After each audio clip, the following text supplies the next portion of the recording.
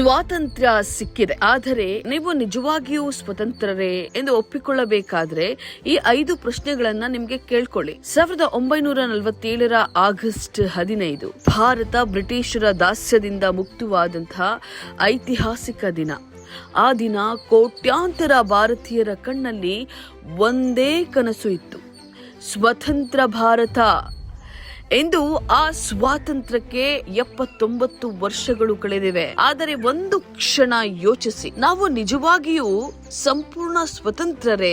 ಹೌದು ಎಂದು ನಾವು ನಮ್ಮ ಸರ್ಕಾರವನ್ನ ನಾವೇ ಆಯ್ಕೆ ಮಾಡ್ತೇವೆ, ನಮ್ಮದೇ ಸಂವಿಧಾನವಿದೆ, ನಮ್ಮದೇ ಕಾನೂನುಗಳಿವೆ. ಆದರೆ ಎಂದಿಗೂ ಹಸಿವಿನಿಂದ ಹೋರಾಡುವಂತಹ ಕುಟುಂಬಗಳಿವೆ, ಉತ್ತಮ ಶಿಕ್ಷಣಕ್ಕಾಗಿ ಪರದಾಡುವಂತಹ ಮಕ್ಕಳಿದ್ದಾರೆ, ಉದ್ಯೋಗಕ್ಕಾಗಿ ಅಲಿದಾಡುವ ಯುವಕರಿದ್ದಾರೆ, ಮಹಿಳೆಯರು ತಮ್ಮ ಸುರಕ್ಷತೆಯ ಬಗ್ಗೆ ಆತಂಕ ಪಡುವ ಪರಿಸ್ಥಿತಿ ಇದೆ. ಭ್ರಷ್ಟಾಚಾರದಿಂದ ಮುಕ್ತಿ ಬೇಕಿದೆ, ಅನ್ಯಾಯದಿಂದ ಮುಕ್ತಿ ಬೇಕಿದೆ, ಅಸಮಾನತೆಯಿಂದ ಮುಕ್ತಿ ಬೇಕಿದೆ. ಹಾಗಾದ್ರೆ ಸ್ವಾತಂತ್ರ್ಯ ಅಂದ್ರೆ ಕೇವಲ ಬ್ರಿಟಿಷರಿಂದ ಮುಕ್ತಿ ಪಡೆಯೋದೇ? ಖಂಡಿತ ಅಲ್ಲ. ಹಸಿವಿನಿಂದ ಮುಕ್ತಿ, ಅಜ್ಞಾನದಿಂದ ಮುಕ್ತಿ, ಭಯದಿಂದ ಮುಕ್ತಿ, ಅನ್ಯಾಯದಿಂದ ಮುಕ್ತಿ ಮತ್ತು ಪ್ರತಿಯೊಬ್ಬ ಭಾರತೀಯನಿಗೂ ಗೌರವದಿಂದ ಬದುಕುವ ಹಕ್ಕು ಸಿಗೋದು, ಇದೇ ನಿಜವಾದ ಸ್ವಾತಂತ್ರ್ಯ.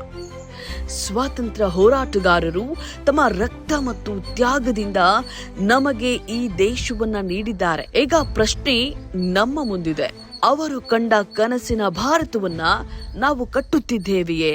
ಈ ಸ್ವತಂತ್ರ ದಿನದಂದು ಧ್ವಜಕ್ಕೆ ಸಲಾಂ ಮಾಡೋದ್ರ ಜೊತೆಗೆ ದೇಶವನ್ನ ಇನ್ನಷ್ಟು ಉತ್ತಮಗೊಳಿಸುವಂತಹ ಸಂಕಲ್ಪ ಮಾಡೋಣ.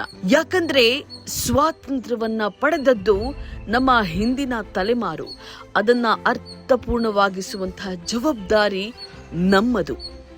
ಜೈ ಹಿಂದ್. ಇಂತಹ ಇನ್ನಷ್ಟು ವಿಡಿಯೋಗಳನ್ನ ನೋಡಲು ನಮ್ಮ ಚಾನೆಲ್ ಅನ್ನ ಸಬ್ಸ್ಕ್ರೈಬ್ ಮಾಡಿ, ಬೆಲ್ ಐಕಾನ್ ಕ್ಲಿಕ್ ಮಾಡಿ.